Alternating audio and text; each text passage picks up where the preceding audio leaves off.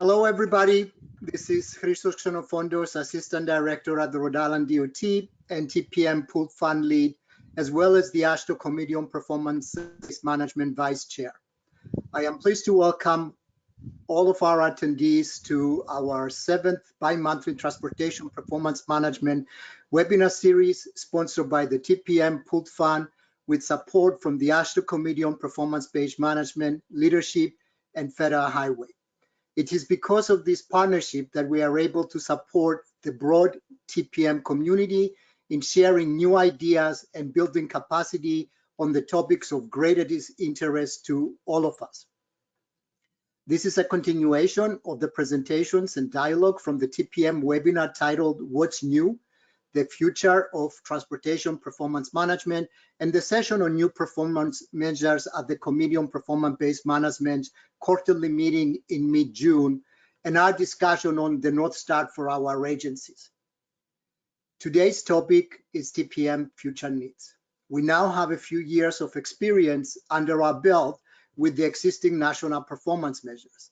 As part of this series, we will be reviewing existing measures and associated national goal areas to see whether they serve as good decision-making tools at the state level, whether they tell a compelling story at both the national and state level, and exploring together how we can work as a transportation performance management community to do better in the future. In a change for our typical format, our state DOT presenters will give a short presentations and then will lead polls and discussions with all of you in the audience. To that end, we will set the stage for our discussion of TPM future needs with the finding of recent NCHRP research and our understanding TPM implementation concerns, issues, and challenges. I hope that everybody's going to be active today and that you will join in our dialogue after today's presentations to share your thoughts on constructive action that can be taken to address issues that state DOTs are experiencing with current performance measures and what is needed at the national level in order to improve our agency's capabilities to tell the performance stories. This should be a really engaging and informative session. Now, just a few brief logistics. First, for more information on this webinar series, just visit our TPM portal, and look under TPM webinar series under events on the main menu. You'll see that address on the screen. You can access today's presentations and today's webinar at the bottom of the webinar control panel on your screen. There are also links to videos and slides from previous webinars, that they're all archived there. When we start, all webinar attendees are muted. If you have any questions for the presenters during today's webinar, please use the Q&A feature on your webinar control panel. We will have plenty of time for additional questions during the Q&A session at the end of the webinar. Before I turn it over to our federal partner, Steve Gay, I would like to remind everyone that AASHTO TSP, the Technical Services Program that will succeed the Pooled Fund, is already set up and ready to accept members. Matt has already sent out the emails to everyone and he's ready to answer any questions that you might have. And I would like to encourage not only the states that they are members of the Pooled Fund right now, but all of us to join in that in the TSP program. So on behalf of both Matt and myself, welcome everybody again. And we'll now like to turn it over to Steve Gay, the Federal Highways Asset and Performance Management Lead, for a welcome on behalf of Federal Highway. Thank you so much, Christos. Hey, I want to first acknowledge the partnership among Federal Highway, AASHTO, the TPM Pooled Fund states and MPOs that are making this webinar happen. And I also want to thank Pete Stephanos, the Federal Highway Director for Office of Stewardship, Oversight, and Management, for participating in today's webinar. I think this topic of TPM Future Needs, we have some great speakers. I'm excited to hear them. I recently became the leader of the TPM and asset management team. I think we now have a lot of good information from the asset management plan. And we're all a lot more familiar, have good data, and understand the TPM measures. And with the goal that not only are states reporting this to Federal Highway in a uniform way, but using it for making decisions with their own DOTs. And I'm hoping that in the future, as state DOTs and others develop their strategic plans, they have the asset management plan, the TPM measures, a little bit of history with their targets. They're developing their STIP in the long-range plan, in the even further out strategic plans, that they're using this information and data to paint the picture in the funding scenarios of how where they want to be 20 years or longer in the future. I don't think we've ever been in a better position to get there. So when I saw the future, that immediately came to my mind. Hey, I want to thank the speakers today. I'm really excited to hear what you have to say. And if you didn't have the participants, the attendees, it wouldn't be a webinar worth presenting. Thank you for participating today. With that, I'm going to pass it to Deanna Park of Spy Pond Partners. Deanna. All right. Thank you, Steve. So first up on our agenda today, Lori, Richter, and I will provide an overview of NCHRP 2024-127, Performance Management Implementation Concerns, Issues, and Challenges, and the project findings from that. This project conducted research on agency experiences and feedback on the implementation of federal TPM requirements. A summary of findings will kick off this webinar to set the context for it. We'll then have Pete Stephanos from Federal Highway, who will provide an overview of what Federal Highways has learned and the activities they're engaged in to make progress on TPM. Next, we'll hear from Scott Zainhofsky from North Dakota DOT and Andrew Ludasi from New Jersey DOT, who will provide a brief presentation and then lead a discussion on current performance measures and overcoming TPM implementation issues. Then we'll have Deanna Belden from Minnesota DOT and Karen Miller from Missouri DOT, who will start with a short presentation and have a discussion on the need to tell a better story with performance measures. Just another reminder, please submit your comments or questions using the Q&A feature of the webinar control panel at any time during today's presentation. So now let's get our presentation started. And that is with me, so I'll start off. So I'd like to set the stage for our webinar today with a summary of findings from the NCHRP 2024-127 Performance Management Implementation Concerns, Issues, and Challenges project. So next slide. This project is particularly relevant for today's discussion because first and foremost, it documented and prioritized the challenges and issues state transportation agencies and MPOs are experiencing implementing TPM. In addition, we developed a framework for a way to estimate the level of effort involved in mitigating or eliminating those challenges, including development of a tool that agencies can use to address these issues and challenges. We also produce a practical action plan for agencies to support TPM implementation, and we're now producing an implementation plan at the national level to sustain and build upon the research going into the future. Next. The team gathered data from many sources, including from TPM research that has already been conducted by Federal Highways and TRB. We also got the data from the FHWA National Implementation Review Survey. We also reviewed comments that agencies submitted during the initial reporting of targets. We also interviewed many of you who are on this webinar and then conducted review sessions to validate our findings. With the information that was gathered, we first captured the key themes.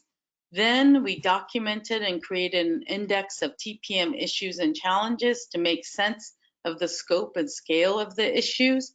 Then the team organized and synthesized these issues into a detailed issues framework and a mitigation level of effort framework. The key themes that emerged from these sessions were that availability and quality of data sets for national performance measures was an issue. The ability of national measures to support decision-making at agencies was another issue, and then integration of agency business processes and practices with the federal measurement program was another theme, and then alignment of reporting and management responsibility as another theme. Next. Here's an example of a finding from the federal reporting comments. We tagged the comments into federal performance measures areas and then to thematic categories such as data, analysis, target setting, etc. You can see that where there were the most issues and challenges submitted as part of the reporting was on pavement target setting. Next, and here you can see the specific issues and challenges noted in those comments. So the report has all of this in much greater detail.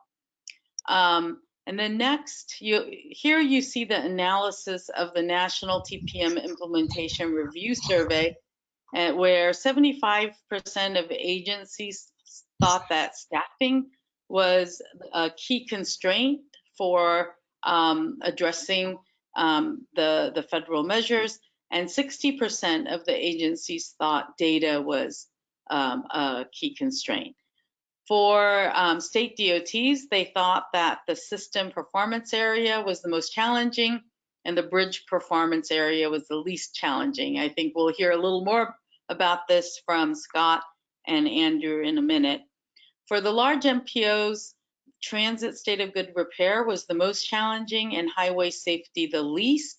And for small and medium-sized MPOs, the freight area is the most challenging. So this is just giving you a little high-level view of the findings. And now I'm going to turn it over to Lori, who's going to describe the findings in greater depth. All right, thank you, Hyun-A. So when all was said and done, there were 4 key themes that emerged with associated issues and challenges attached to each of these themes. And so I'll go rather quickly through them, but they will also be included in your handouts. So the first of these themes was a lack of availability and quality of data sets for national performance measures. So agencies described several specific issues related to data that are challenging for TPM implementation. And these include that new collection requirements are resulting in challenges with integrating and aggregating data. Gaps in baseline and historical data make it difficult to establish targets in some of the measurement areas. And in particular, for system performance, freight, and emissions measures. There are issues with the timeliness, consistency, and coordination of data used for target setting. And then finally, on this theme, reliance on partner agencies for the provision of data and analytics for calculating measures, especially data coordination among NHTSA, FHWA, and FTA. The next theme then was a challenge with using national measures to support data-informed decision-making. So first, communicating how state-based and national performance measures relate to each other. Local measures may tell a different story about performance in relation to local goals and priorities as opposed to national goals. And we heard that this can be confusing for executives, for partners, and for the public. Next, the difference between state-based measures used for meeting agency and regional system goals and those used to show progress toward national goals. Almost without exception, interviewees reported that their standard practice is to operate 2 sets of measurement systems, one for performance-based planning and the other for national TPM. Next, complicated, abstract, and broad measures are confusing to technical and non-technical audiences. And in particular, CMAX, freight, and transit measures were noted as not meaningful for decision-making and lacking in linkages between performance targets and actual outcomes. And then finally on this theme, a lack of experience and limited capability with forecasting and modeling is a barrier to both setting targets as well as to forecasting results. The third theme then is the inability to integrate with agency business processes and practices. So TPM must be resourced in addition to other activities and integrated with those performance management systems. And according to the FHWA National Implementation Review, the most common barrier to TPM implementation across all agency types and across all performance areas is staffing. Next, the timing of project and program development does not support efficient and effective performance-based planning practices. So for example, the time frame for 2-year and 4-year targets is shorter than for most programs, including in the TIP and STIP, making it difficult to use TPM data for trade-off decision-making. Next, calendars are not aligned for or practical for target setting. So targets, plans, and reporting cycles have different due dates depending on the federal agency to whom the state agency is reporting. And also some short-term targets are meaningless. And then finally on this particular theme, external communication and coordination is inconsistent. So specific inconsistencies were noted regarding coordination between FHWA and FTA division offices, as well as between FHWA headquarters and divisions. And then the final theme was the need for alignment and reporting of management responsibilities. So challenges coordinating and collaborating with facility owners, especially in states that have multi-state MPOs as well as states with mini MPOs. And then finally, control of investment decisions, especially related to local NHS roads and bridges. So the final set of issues and challenges within these 4 themes then were also organized into in the deliverables into 3 tiers. 1, most critical to address. 2, critical issues. And then 3, lower criticality issues. And I won't go through each of these today, but they will be included in the handouts from today's webinar. And then I just wanted to, as I wrap up, tease you a little bit with, or maybe whet your appetite with what will be included in the action planning and implementation deliverables that are part of this project. So the research team did develop a set of potential mitigation actions to address the prioritized issues. And I should say that these mitigation actions were prioritized separately from the issues themselves. And these mitigation strategies fall into several categories, including engagement, and that could be through expert task groups, through regional exchanges and so on, guidance documents and information, research, such as pooled funds, national research, as well as state-based research, online and in-person or blended training, policy and or regulatory action, and then data strategies. And so the final action plan will be organized around the prioritized challenge, and it will include discrete actions as well as coordinated efforts that could be undertaken. These will include such factors as who is responsible for addressing the issues, the extent to which additional data are required, the analytical complexity of implementing the mitigation strategy, the likelihood of barriers to implementation, as well as the potential for improving TPM results.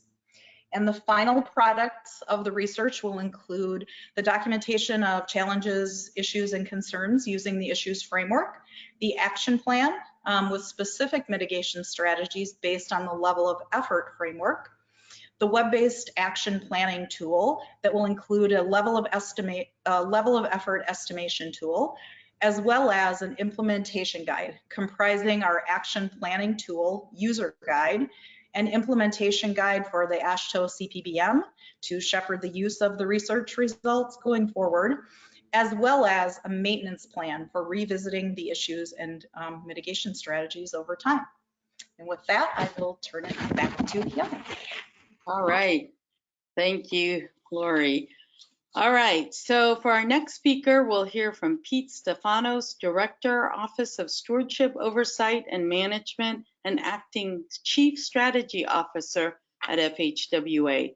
In this capacity, Pete heads the agency's administration of many core federal aid highway programs and is leading FHWA's efforts to implement a performance-based federal highway program. Please join me in welcoming Pete Stephanos. Thank you, Hyun-A, and I'm glad I have the opportunity today. It's been nearly a decade since MAP 21 became law, and we had the expectations for a federally based performance program.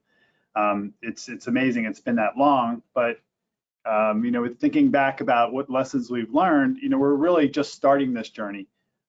The implementation, you know, just started a few years ago in terms of actually the regulations becoming effective. And we really just completed our first time that as an agency, we assessed progress of all states and how they're performing. And states really are just starting to report on progress. The first performance period for all the measures except safety doesn't come to an end until the end of this calendar year, and then we won't even see the reporting on how states feel they did until next year in 2022. So with all of that sort of context, you can understand that we're still, you know, kind of learning what the lessons are, but just based on where we started and where we are right now, just a few points I thought I'd share today from the FHWA perspective. So I appreciate the time today to do that. When we actually early on in this effort, we did identify 5 opportunities we hope that we can realize with the implementation of a federally based performance program.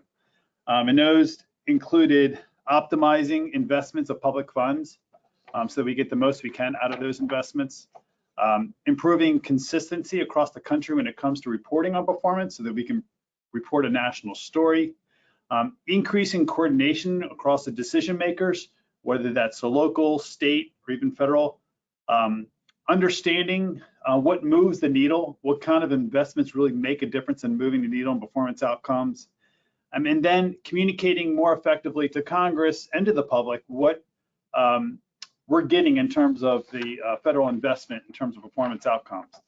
And just thinking back on, you know, where we are right now, I would say one of those opportunities I think we have come to realize, and the rest of them we're still early on in our effort to realize these opportunities. And I would say that one is probably improving consistency across the country, and I'll talk about some of the issues you might have with that. You know, when you try to have a to some degree standardized approach with assessing and measuring and reporting performance. So just a few things about sort of some lessons learned. The first is that we really have learned that having quality data is critical. We feel like the work we did before the rulemaking really helped get us to a point that for all of these performance areas, we had a good set of data that all the states could use, NPOs could use, federal government could use to really understand the performance of the system at any point in time and really feel comfortable that that represents an accurate representation of performance. So we had already existing national data systems that some of them were lacked accurate, timely, consistent data, and today that would say that's not the case. Today, we really feel comfortable that the data we have in our systems are as accurate as they can be right now and timely. We also have AASHTO has really stepped up to the TPM Pooled Fund to provide support to states to provide tools like the tools they use to process the NPM RDS data, where there was voluminous amounts of data that were made available through this implementation, and that there are tools that help process that data, analyze it, review it, to help sort of understand how travel time reliability is performing across the country. So that's the first thing to say. I think we learned that having good quality data is important. Let's start at that point, and I think we've come to realize we've made a great step to get there. Still work to be done, but feel really comfortable with that. So the second is that having consistency at a national level really does matter. It comes with some, you know, give and take in terms of how close that national consistent measure represents a local sort of situation. But having the national consistency really has helped us be able to communicate at a national level how the system's performing, but it's helped states if they want to do benchmarking and kind of look at where there's other states that are really performing well and learn from that. They have one common sort of sheet of music they can work from. So we really feel like that national consistency was worth it at the end of the day. But saying that, we have learned, and we kind of knew this going into it, that the measures that have been developed aren't perfect.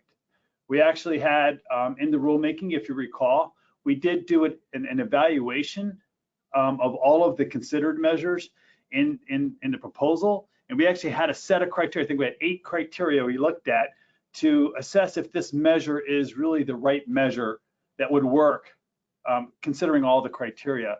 And I think we had red, yellow, green sort of rating system, and I don't think we had any that were green across the board.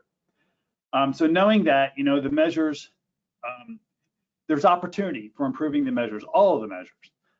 And as we kind of learn more and more about how the measures are being applied, the more we can adjust as red, yellow, greens to understand, okay, is this really, we thought it was a green, now it's more a red or a yellow, and if that's the case, how can we be adjusting moving forward? So we were very open in the rulemaking to say that some of these measures are new. We don't have a history. We'll kind of make sure that as we implement, we'll continue to evaluate and look at the measures. When I say we, I think it's a collective we, to make sure that they are working. One of the areas that was mentioned in NCHRP work is that one of the criteria was that the investments that are made at a local level, state or local level, can really drive the measure. And we may hear some discussion today where that may not be the case, or maybe it's felt that that may not be the case. That's certainly something we would want to look at moving forward. It doesn't reflect sort of the local view of performance. That's something we also need to be looking at moving forward. So we'll say that's the next lesson that we've learned.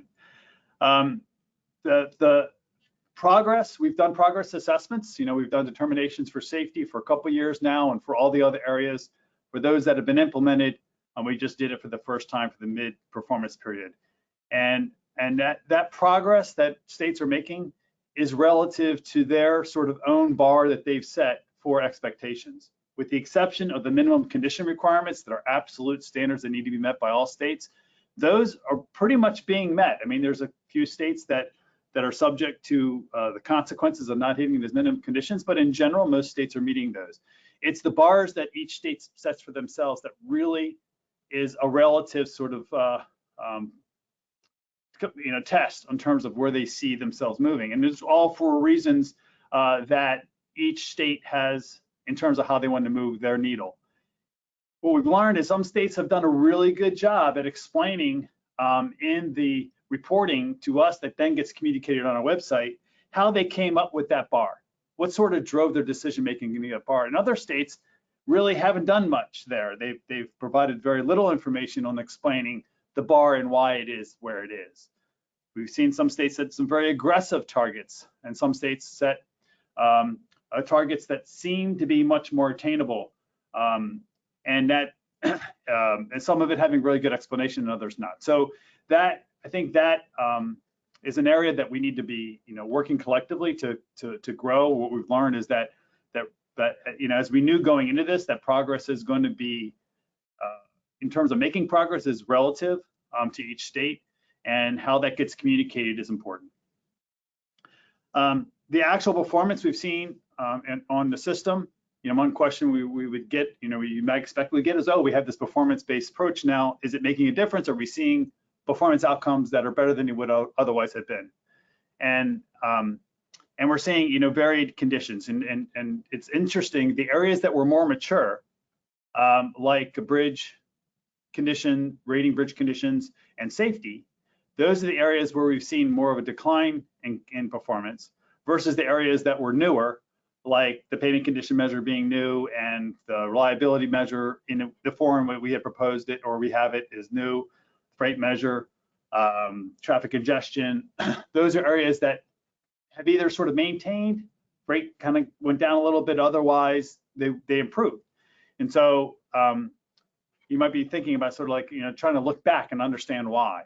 But that was a little bit surprising to us in terms of just looking at the actual performance and how it's been, appearing using the measures.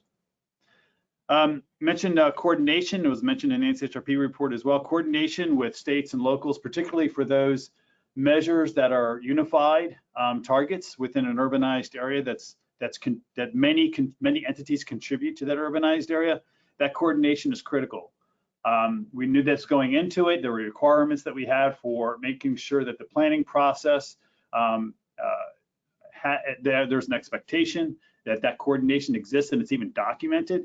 But sort of we still have more to learn about how it worked. Looking at how MPOs and how states have been reporting in their system performance report, sort of how they were able to move their needle and achieve their expectations. But we know coordination is critical, but I think we're still learning to what degree is it happening and is it working. We definitely learned last year that uncertainty has an impact on performance outcomes. So we had probably the most uncertain event that we could have envisioned with the national health crisis we experienced and we're still experiencing. That impacted states many ways in terms of revenue, possibly project delivery, staffing, a lot of impacts. And we feel pretty good that we did talk about risk in the rulemaking, and that we did provide some provisions in the rulemaking to be able to adjust targets, to identify sort of unforeseen situations, extenuating circumstances that could impact the delivery of what you expected to deliver to achieve performance. But still, there is more to learn in terms of how do you plan for this? How do you plan for that uncertainty and looking at these sort of unlikely events that occur that could really upset your ability to achieve performance, and how would you mitigate that, or should you mitigate that in terms of looking at how you set expectations and program funds moving forward? So I think we have a great opportunity as a test case from last year to kind of look at how states dealt with uncertainty. We had a number of states adjust targets, and then there was some good sort of thinking from states that they shared with each other on how they considered the impacts of the health crisis we experienced on setting their targets. One interesting point that we expected going into this is that, okay, this is a whole new change for the federal program. There's going to be a ton of attention to it. Let's make sure we really think through these measures in a way that we get a lot of buy-in and they're effective. And then once we get this up on the website, we'll have loads of different groups, maybe advocacy groups, looking at the information to really help communicate sort of what they want to communicate. And so kind of expected that you would see some of these groups talking about, oh, this state is setting an aggressive target and this one is not, and really didn't see that. We saw a little bit of it from a couple groups in the safety area, but in general, it didn't get quite as much attention than we thought. And maybe that's a good thing. It gives us some more time to really get mature in how we communicate performance so that it is effective. But also it may be a lesson for us to learn about, okay, how do we make it, how do we get more attention to the outcomes so that this isn't a lost opportunity. And then the last one is just that understanding that, and we all know that this is a journey. It's not like we're just going to flip the switch and boom, we're in this whole performance-based approach that works for everybody. That we have a lot to do in the federal highway side to really continue to look at the framework of the program to make sure that it's working. Provide our federal resources, I'll talk about that in a second, where we can provide assistance and support. But then also from states and MPOs, as we get more and more historical data, you can really understand those trends. You can look at how the investments are making a difference or not making a difference, and it would help with the establishing of the targets. We've seen some of the newer, less mature areas that definitely the target setting was just sort of okay, well, I'll pick the baseline number as my number, or maybe adjust it a little bit, not really knowing anything about how they might expect that number to change with their investments. And that's, you saw that from the NCHRP work, but recognizing it's a journey and that we're going to need to be working together. Just before closing, a couple things about, what's coming next. One, we do want to support the NCHRP work, so thanks for doing that. A couple of years ago, AASHTO met with us. We had said in the rulemaking that we are committed to taking a retrospective look back on how this is all going after the first performance period. AASHTO came to us and said, we want you to do that sooner than the first performance period, which eventually came to this NCHRP project. So we're very pleased that it happened. It's very helpful for us.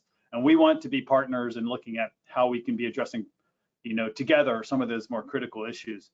And some of that might involve rulemaking and opening up the rule again.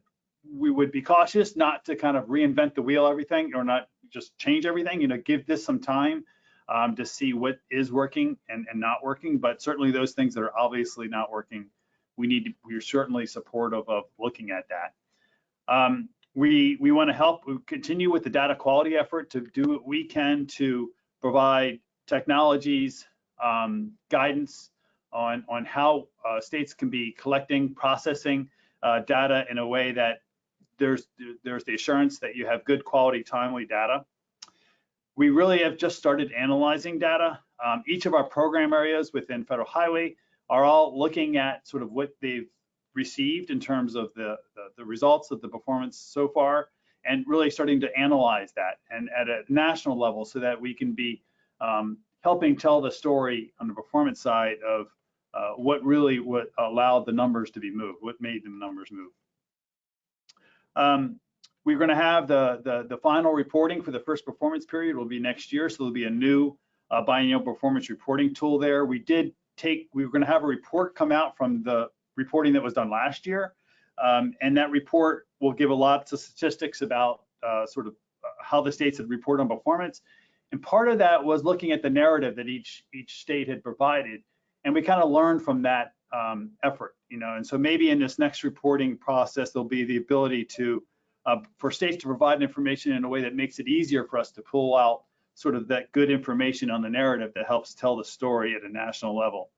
We're working with AASHTO to try to provide better visuals. Right now we have a fairly simple dashboard, but we hope to have better, improved, more dynamic visuals to help really tell the story.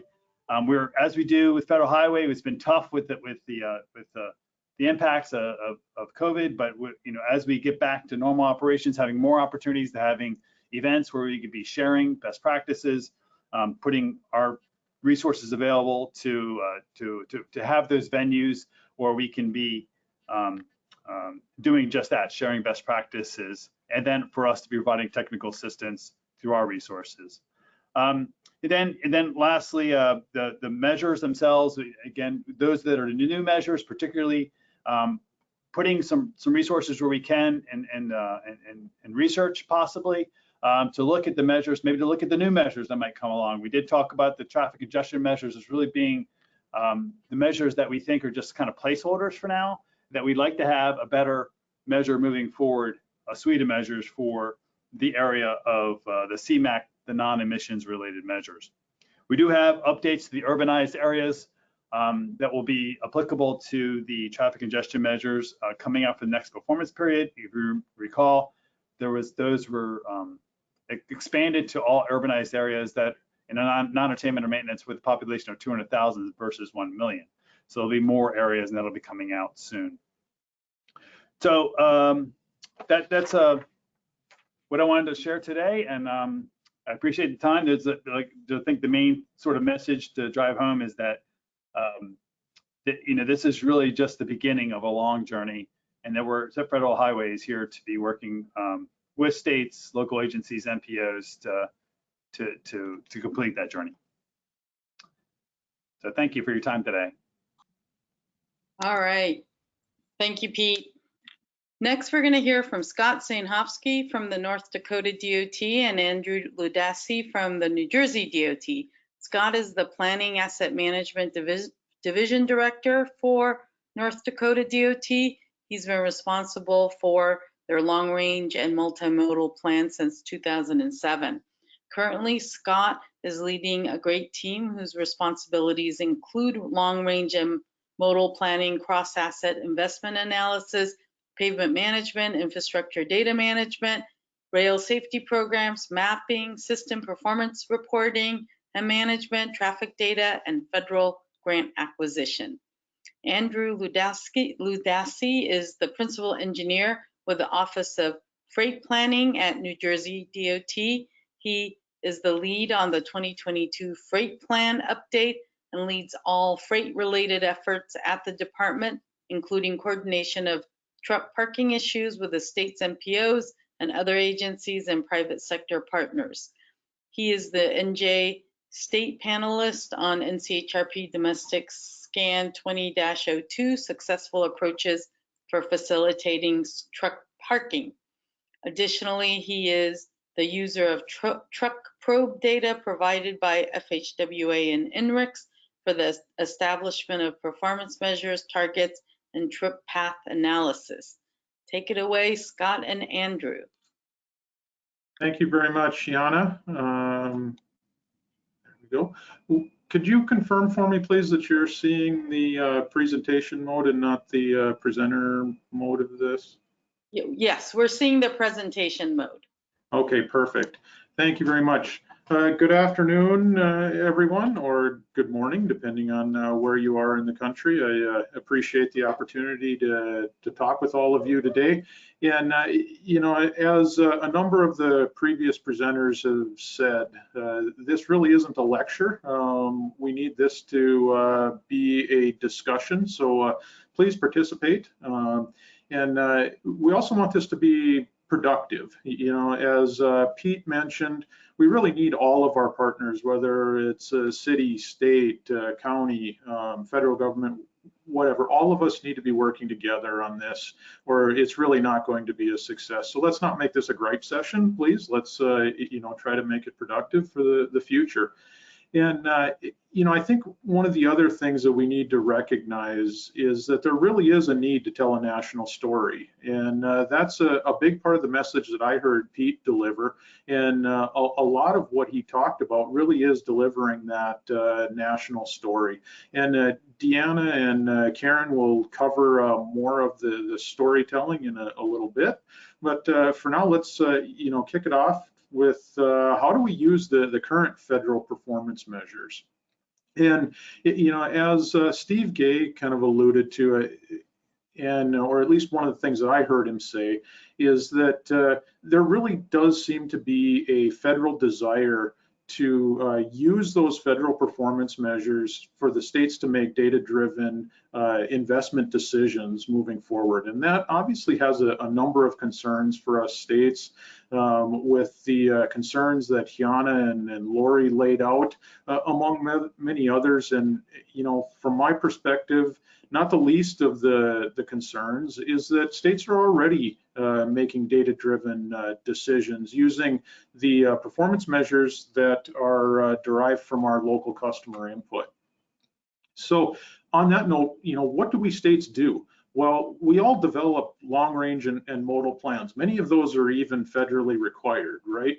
In North Dakota, some of those examples, obviously, are long-range transportation plan. We have a freight plan. We have a rail plan. We have an active and public transportation plan.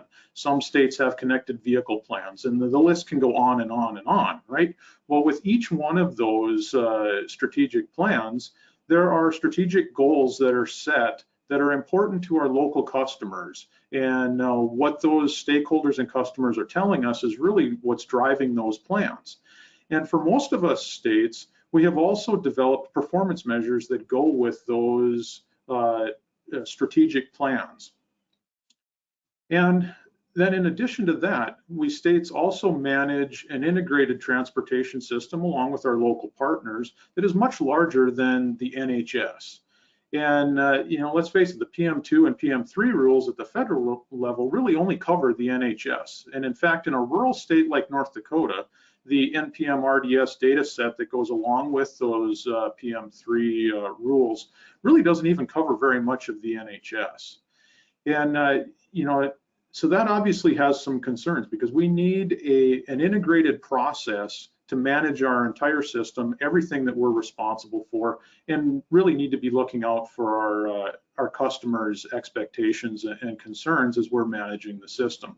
To talk a little bit more about the NPM RDS data set and some of the things that New Jersey has found, I'm going to turn this over to Andrew Ludasi at this point. So Andrew, take it away. Thank you, Scott, and thank you for having me on this panel. What I'm going to talk about is kind of a deep dive into the data that we see that comes from NPM RDS, specifically the truck travel time reliability, which is the freight measure. That only is required and is only calculated on the interstates. So as Scott said, it doesn't cover you know, a large part of the NHS for us, and there's a lot of freight movement on arterials and on US highways that are not interstates, and we have to use other mechanisms to evaluate those for the state's investments. Anyway, getting into what I've been able to get out of the data as filed for the federal requirements, I've put together just a few slides here. What the concerns that we have is that there's an inconsistency from year to year, for one thing, in the data. When NPM RDS switched from HERE to INRIX in 2016, there was a significant change in the numbers that we saw. So we started using only 2017 and on for our target setting. Now this is from the 4 years. What I've put together here is one of the measures. Lori had mentioned earlier that it is hard for people to understand what these numbers mean. So one of the derived numbers that comes out of it is how many miles of your road system, your interstate system, actually doesn't see congestion. That's sort of a reverse thing that comes out of the TTTRI. So that's what I've put on this chart. As you can see, in most years, it's pretty much the same over the 4-year period. What is interesting that happened is, obviously, because of last year in 2020, because of the pandemic, you know, numbers went up. We are required to provide these numbers for the 5 periods for trucking, which is different than what federal highway requires for cars. It asks for AM peak, midday, PM peak, weekends, and overnight. And as you can see, the big changes obviously were during the day, where in 2020 we had a lot less congestion. Next slide, please. So this is how we did it originally. This was the slide on which, or the data on which our target was initially set. We saw the numbers as the palest tall bars are the ones that come from the earlier data, and all of a sudden the data shifted on us. So we used, you know, the INRIX data, and we set our target very close to the actual numbers. So we said, you know, our actual numbers we're seeing in that range just below 1.9, so we'll set our target at 1.9. Next bit.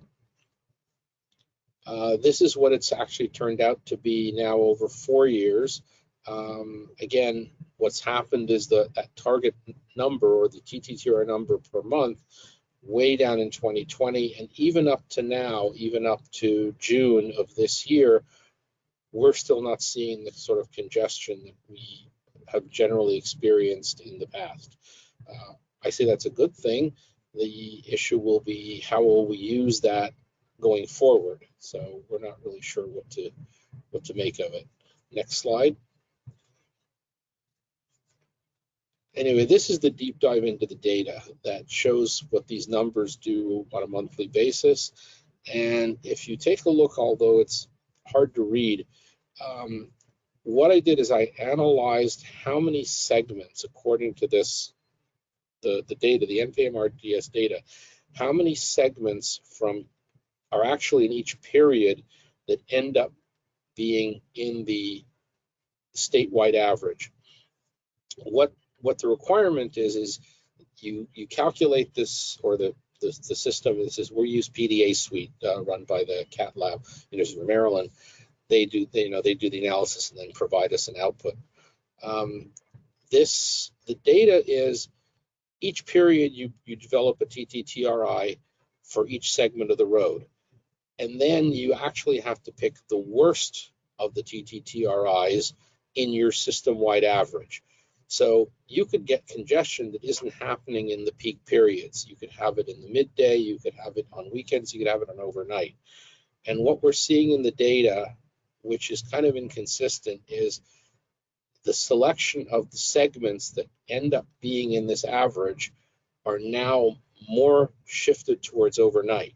So in the year of 2020, for example, if you go to the next slide, I blew up our most recent one, 2021 from January to June, what we're seeing, as you can see from the number on the bottom row, that yes, it happens in the PM peak. We still get a lot of congestion, not nearly, and we also see somehow overnight. Now, that's not necessarily congestion. It is the TTTRI number that ends up being on that segment, and it could be, Federal Highway sets a target that they consider something congested if it has this measure that's above 1.5. So a lot of those measures now are coming overnight, and a lot of them are below 1.5, but overnight seems to be slightly worse than the other times of day. So it could be 1.1, and at night it could be 1.2. We're not really sure how it's being calculated and why that is, but that is what we're seeing in the data. Next slide. And I guess our concern with performance measures of this sort is it doesn't take into account the volume of traffic. This is just an example. It's pretty uniform. It shifts a little bit from road to road. It's very typical that you will have car traffic peaking in the afternoon, as you can see the brown line. In rush hour, 4 o'clock, trucks, the large trucks, the tractor trailers peak in the middle of the day, and the smaller medium trucks actually peak even more in the middle of the day and then don't run at all at night.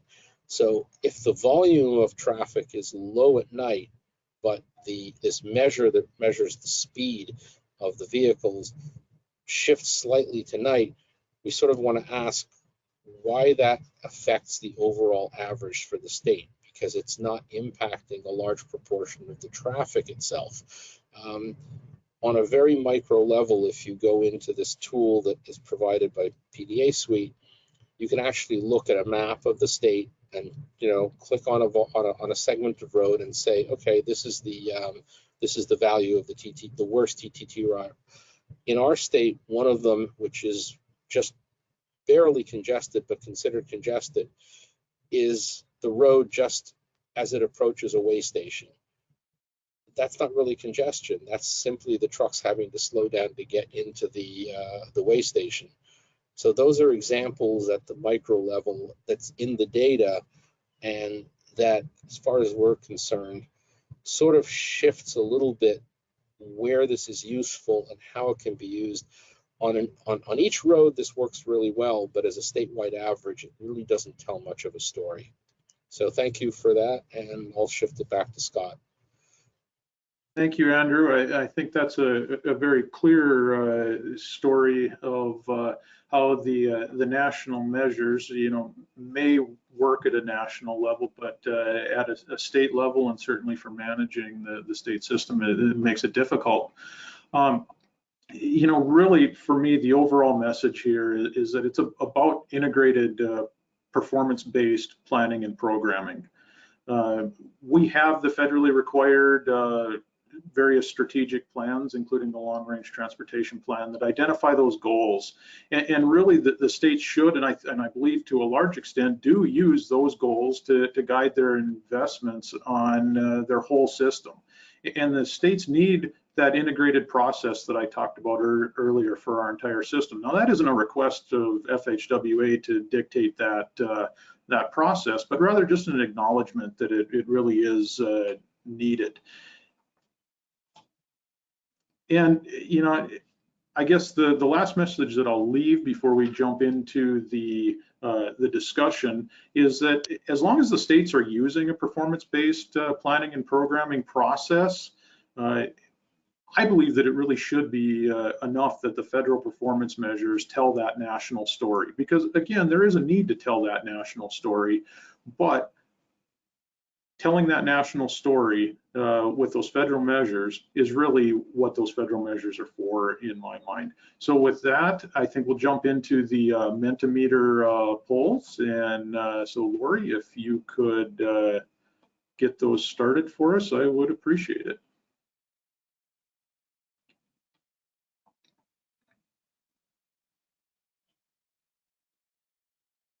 Lori? Yeah, Lori, are you there? Oh. There we go. Okay, perfect. Thank you. Sorry about the delay on No, that's okay. I just wasn't sure if I had a technical issue. Nope. So with these Mentimeters polls, if you would go to mentimeter.com, please, in any browser or your smartphone, and enter the code that's at the top of the page. That's 7407-2192, please. And what we're looking for on this first question is, to what extent do the federal PM2 and or PM3 measures influence or inform your agency's investment decisions?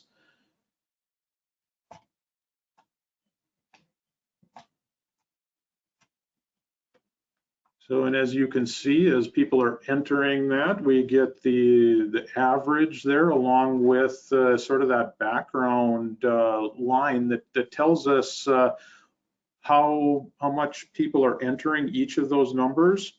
And you can see that the vast majority of folks are saying 2, which I guess I'm interpreting to mean that they slightly influence those decisions. And I would love to hear some comments from folks that are at the upper end of this, especially. There's a few folks that seem to be entering 3s and 4s, and I believe that that's a fairly rare occurrence. And so if you could type in the chat for us what you are doing with those federal measures at that upper end, I would love to hear some of those comments.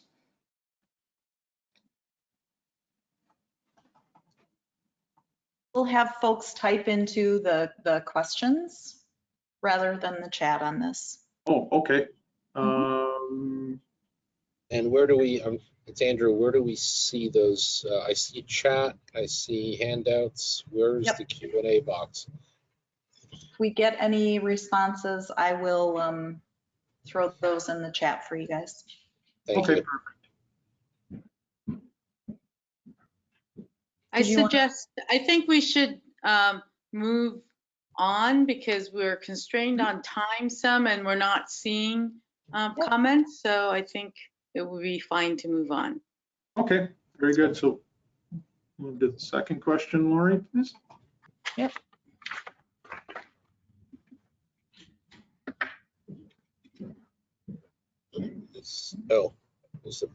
Sorry, it was not advancing. Oh, okay. Oh, it's advanced now. I see it. Yep.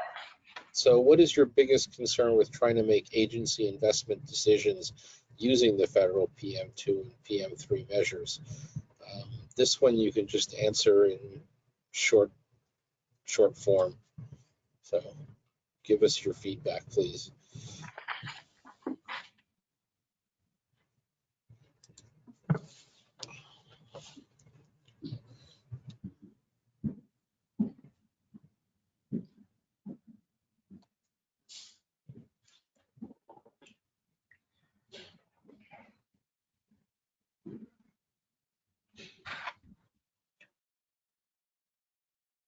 I'm seeing a lot of comments about managing more than just the NHS, some about the granular data or the reliability of the data.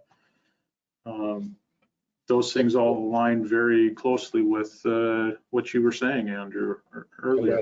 And what was in your commentary, especially about the NHS?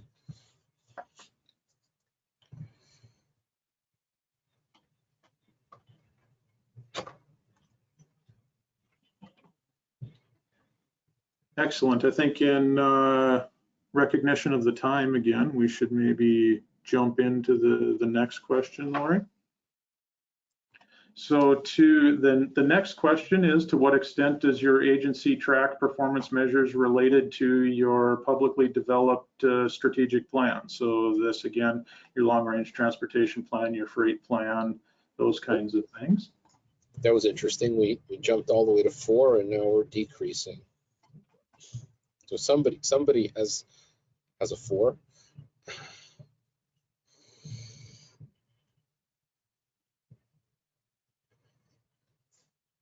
And as we sort of surmise, the majority of folks are doing it at least to some degree. There are definitely a few folks on the bottom end of that as well. Scott, we do have a comment in the chat if you want to check that. Yeah, I can see that. Hello. Colorado is okay. So the comment from William Johnson of Colorado is coming close to the minimum target for interstate pavement condition. Their homegrown pavement performance measure does not necessarily provide information to select treatments to move the needle on the federal pavement performance measure, and they're having to use the federal measure to identify areas more. Okay, so that makes sense, that if your state measure, the one that you've always been investing off of, is not necessarily addressing the same concerns as the federal one, that inconsistency in the measures that Pete was talking about, you do end up having to use those federal measures to make some decisions, or the national story gets skewed. Thank you, William. I appreciate that comment.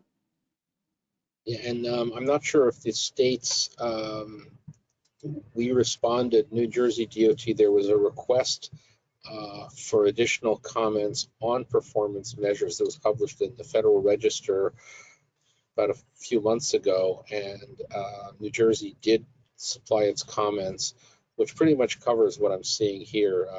You know, my freight comments, pavement made very similar comments, so we'll see where that goes.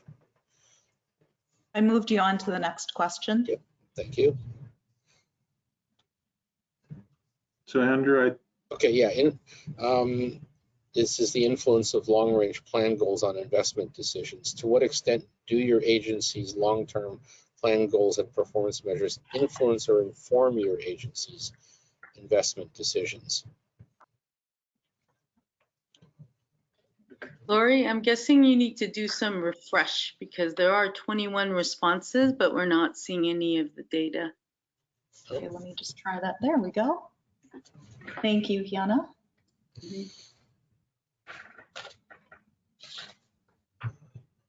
Oh, there we go. Yeah. So again, we're coming down in the middle on this one. Was it Lori or Hyun-A who pointed out that one of the comments states were making was that they have to sort of run two sets of programs, their own performance measures and the federal? I think this is sort of. I think Lori mentioned that. Yeah. Yeah, and I think this is kind of confirming that, that people have to, so they're coming down the middle. All right. All right, we will include these in the handouts. So we'll incorporate those into the handouts so folks can see the results. okay, and I think there's one last question that I don't think will take a lot of time to chat about, but if we could capture the responses, maybe Lori on the next one, that would be good. Oh, no, actually I think that was the. Oh, that is the last one. Okay, I apologize. So we'll turn it back to you, Hyun-A and Lori. Thank you for your participation, everybody. We really appreciate it. Have a great rest of the day. All right. Thank you, Scott and Andrew. And next up are Deanna Belden from Minnesota DOT and Karen Miller from the Missouri DOT. So in the interest of time, I'm going to skip over their bios because I think many of us know both of them. So let's turn it to Deanna and Karen. Hi, everyone. Hopefully you are seeing my screen. Does any of that need to be adjusted? That looks perfect. Okay, so we're going to talk about telling a better story. So in the last few years, MnDOT, we launched a performance dashboard website, which I'm realizing many of you have heard about already, but we continue to be asked to talk about it. Luckily, we're making improvements. This dashboard, like our prior printed report, is used to track MnDOT's progress on statewide multimodal plan goals and monitor performance across the organization. But we are hoping to tell a better story with it, and as we continue to improve it.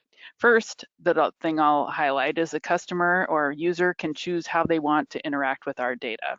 They can choose to view by topic, which are things like roads, bridges, transit, or bike and ped, or in the environment, or by objective area, which are the objectives in our statewide multimodal plan, or by scorecard.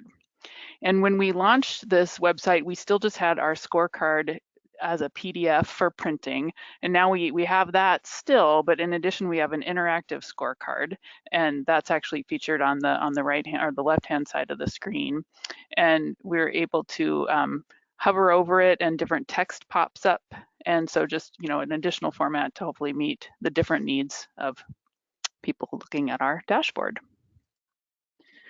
So in addition, we have infographics that explain surrounding context for the measures, and it allows MnDOT to display a much larger amount of data than was previously possible. So we're aiming to help people understand what's happening in a specific location as well as over time. Infographics can integrate all of the dimensions onto a single set of visual aids, and allows us to looking at the lower level of geography. This can also help when we're evaluating equity, which is one of the big areas that we are looking toward in the future of measures in transportation. So when a person clicks on our fatalities, when they want to learn more about fatalities, the first graphic that people would see shows the fatality trend over time, over the last 15 years or so. And then the very next one is this infographic that I'm showing you here, where we show the rates from nearby states, the type of vehicles involved in the fatal crash, and the rates by county when you hover over the map. And then we have a second infographic after this one that I'm not showing that shows crash facts from 2015 to 2019 with details on fatality behaviors and characteristics of crashes, including impairment, unbelted occupants, speed and inattention, and intersection, run off the road, and head-on crashes. We also have detail on weather conditions. So we also are able to show nice infographics like this now. This is for our newer measure, access to jobs.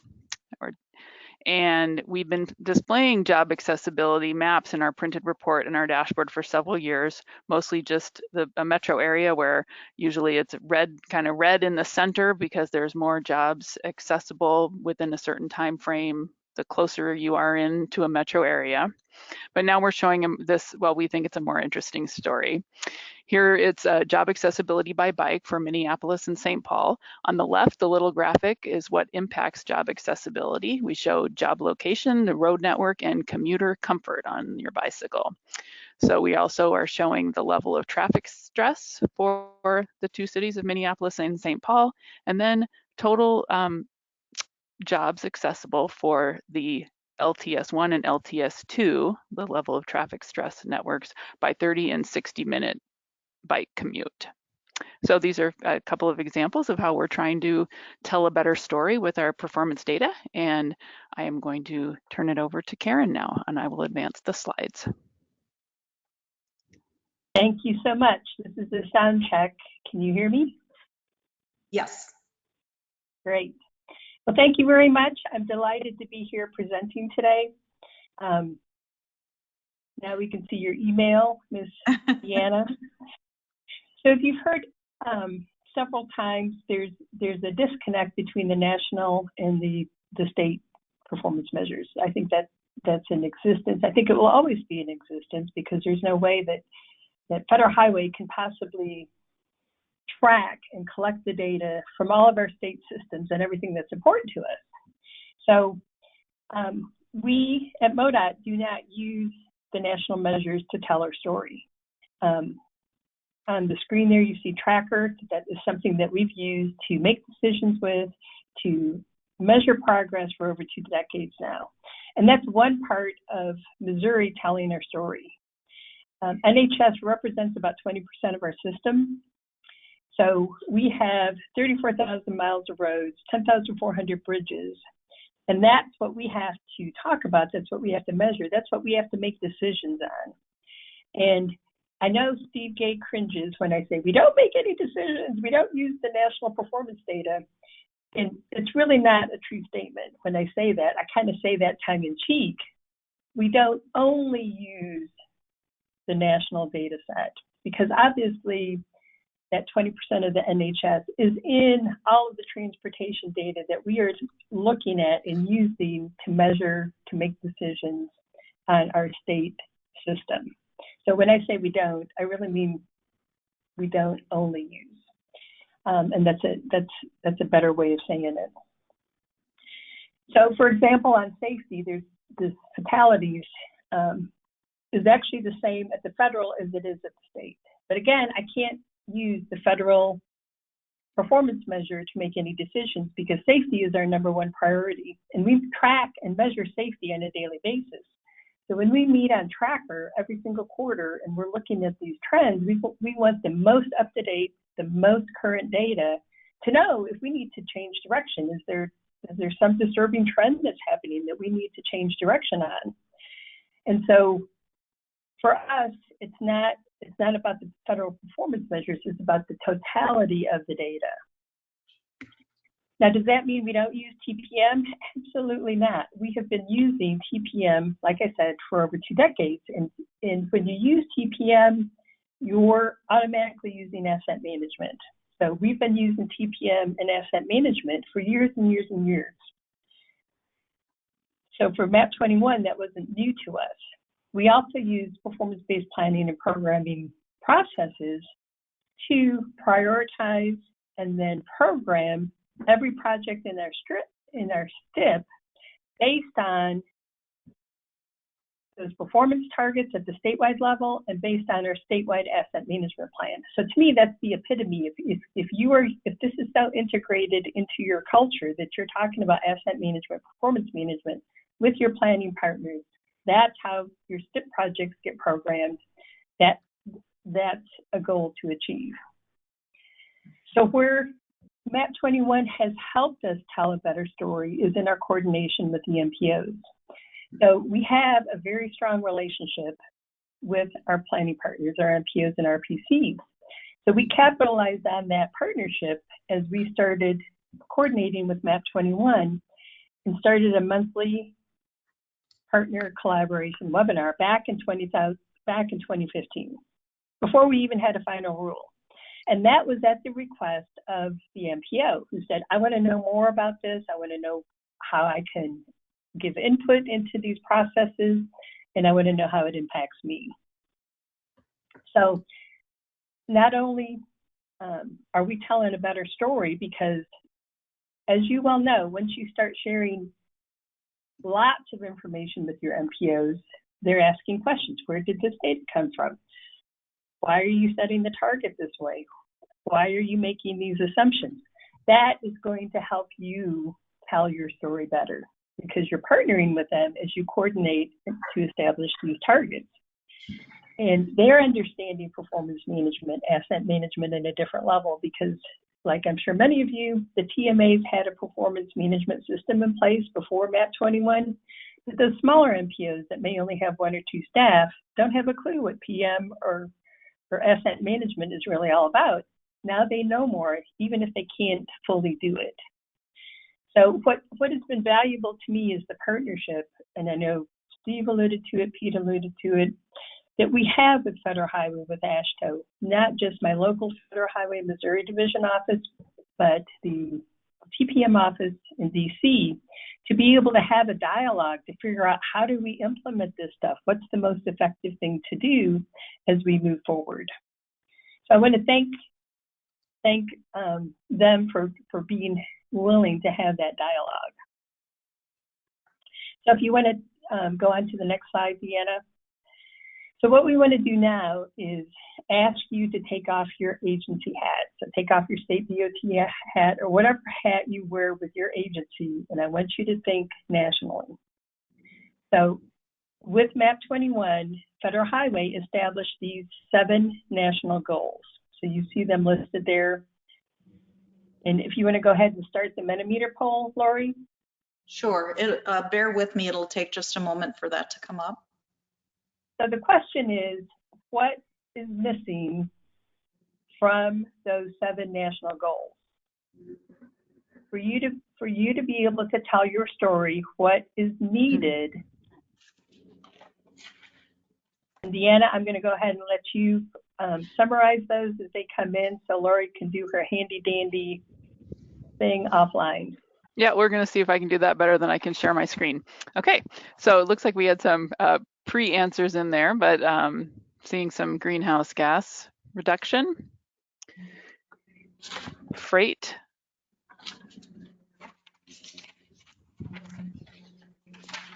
bike and ped service levels, tourism. I know that is actually one that is actually in Minnesota's statute that MnDOT should be addressing that. Off the NHS, public health, yep, a lot of these new areas we're thinking about. Equity and resilience and GHG. Ooh, someone entered that, it's a new one word. We could make that a hashtag. Environmental mitigation in addition to GHG, wetland restoration, accessibility via transit. Economic support and development, another one that we are charged with assisting with.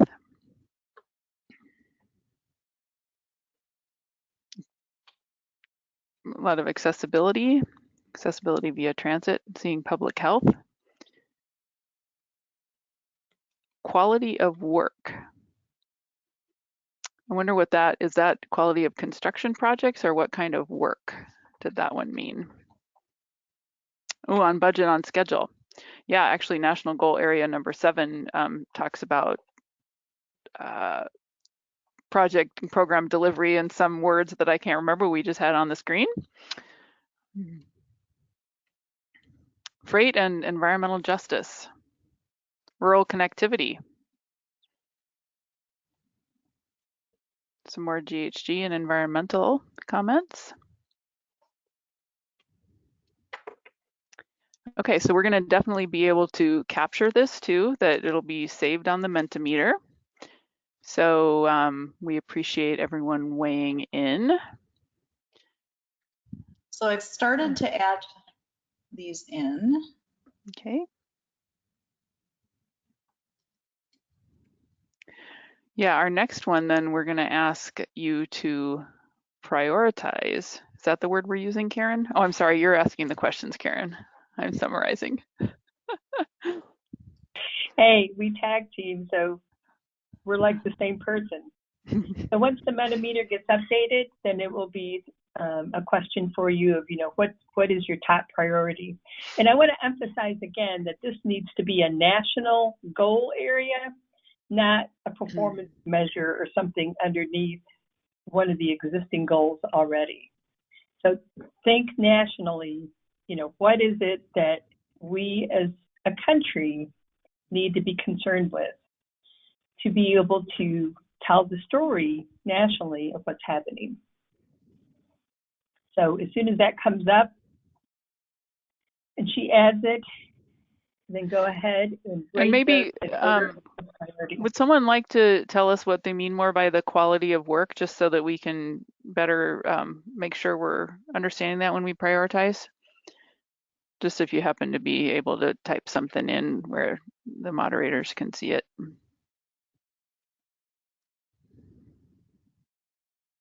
Otherwise, I think people can go ahead and start. The question's probably up, is that right? Yes, correct. Okay. And that actually looks pretty small to me too, Lori, the pressure. Is there any way to make that picture look bigger, or is it something crazy on my computer? you go to the poll, it doesn't look that bad. Oh, okay. Okay, so I'm hearing that it's the quality of work that we get from the contractors is what we mean by quality of work. I'm not sure why that's so small, guys. Sorry about that. Well, I'm just laughing because I was asked to enlarge my screen, but I missed the request, and basically then you just see my email whenever I try to do anything, so. All right, this is really good information. Mm-hmm. So accessibility. So right now measuring mostly job access, but that could be, you know, we're working on expanding that to more important destinations. And now off the NHS performance, resiliency.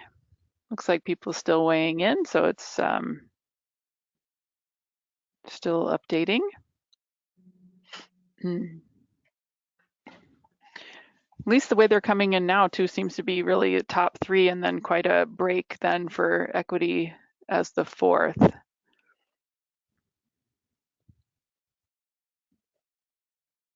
I always find it interesting when there's these natural breaks.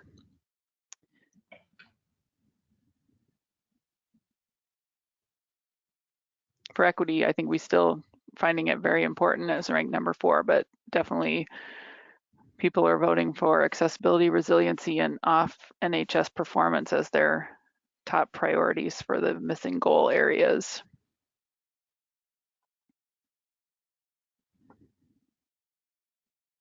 All right, did the two of you have any final closing comments that you wanted to make, or should we turn it back over to Hyun-A? I think we can turn it back over. I think we didn't know if we'd even have time to get to this, so this is wonderful that we have this, we've captured this information.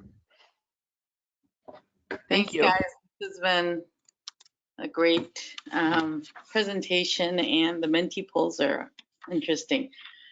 All right, so there were a couple of questions related for Pete, but Pete had to leave us at 3 because he had another meeting. So we'll try to get the questions to him and get a response.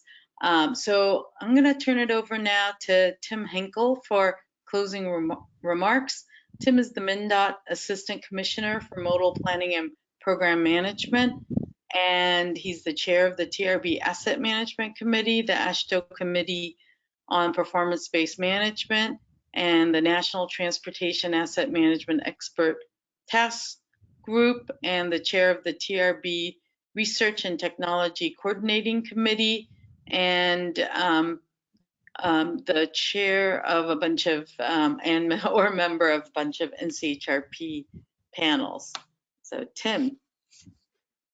Thanks, Hyun-A. Hi, everybody from the Midwest and specifically St. Paul, Minnesota. To quickly close today's session, I want to say that I found that this webinar in particular, the presentations and discussions were incredibly useful in that they confirm for me at least a few themes or takeaways that will really help inform those of you involved in performance-based management at the state DOT level, as well as the work that I do with AASHTO and the Committee on Performance-Based Management when it comes to a charge. And I'll come back to that charge after summarizing really quickly a few of those takeaways. One, for me, of the key takeaways, and an important reminder, I think, to all of us, is that AASHTO has been, and it continues to be at the forefront of developing, implementing, and supporting state DOTs as you have and you continue to roll out your robust transportation performance management programs. Another takeaway is that AASHTO's past and really your ongoing partnership with key stakeholders like Congress, the US DOT, and many others is one that continues to seek to really transform a federal performance management program, and doing that by advocating for really thoughtful, meaningful new performance measures and approaches that are focused on some new areas like efficiency, equity, inclusion, accessibility, mobility, resilience, sustainability. Some of those came through those last questions that Deanna and Karen were asking.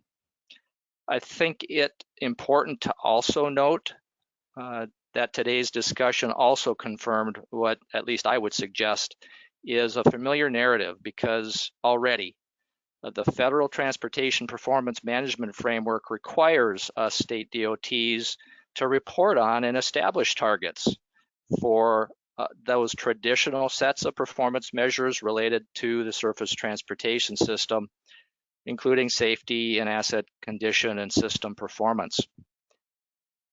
In addition, state DOTs are required to develop plans that focus on more detailed aspects, like the federally required Transportation Asset Management Plan, which is focusing primarily on the condition of roadways and bridge assets within each of our states.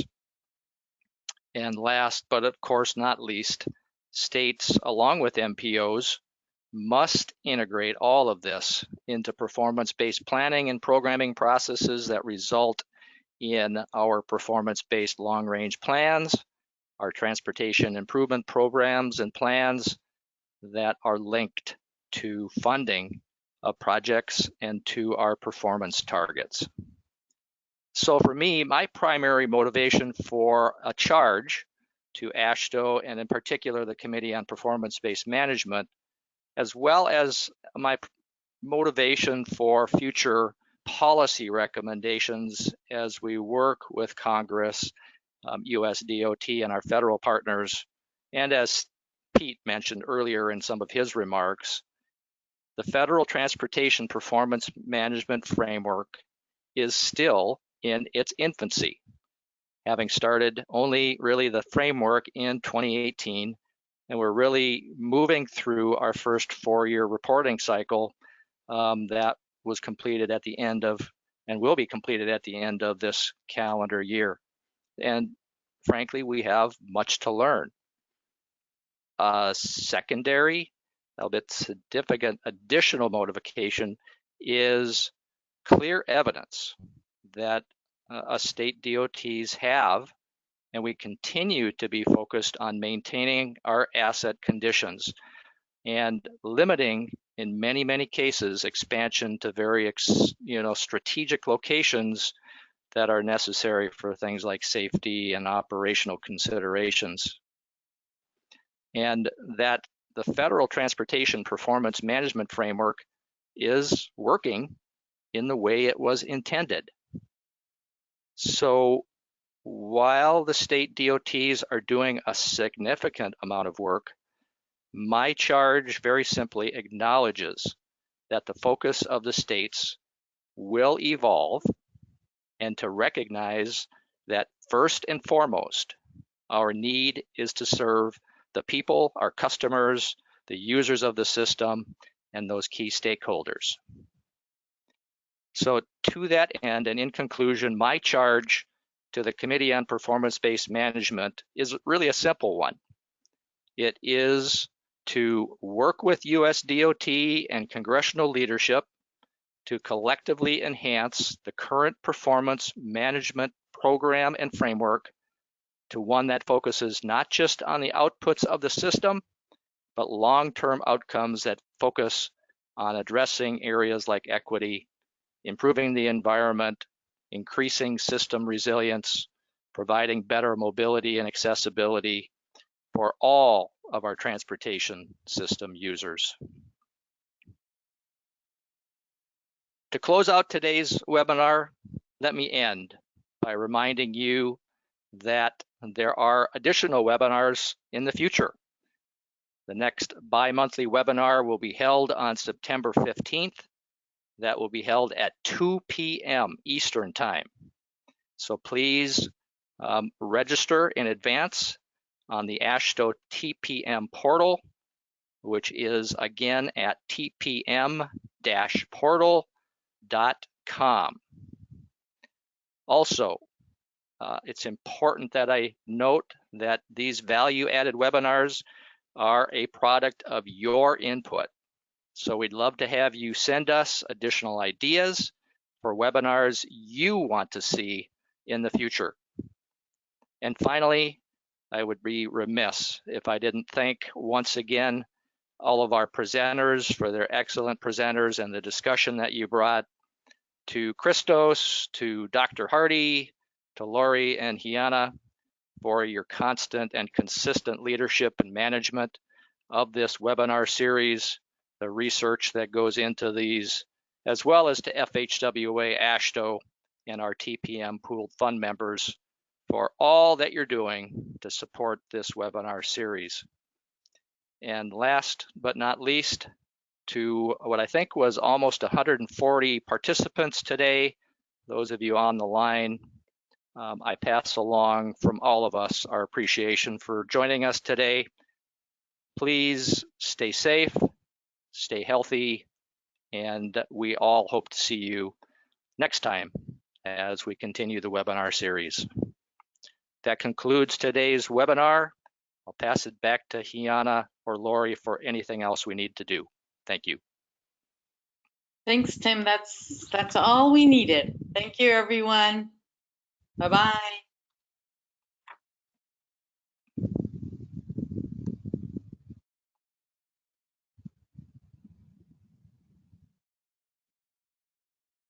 Take care, team. Great job, Christos. No, it's always this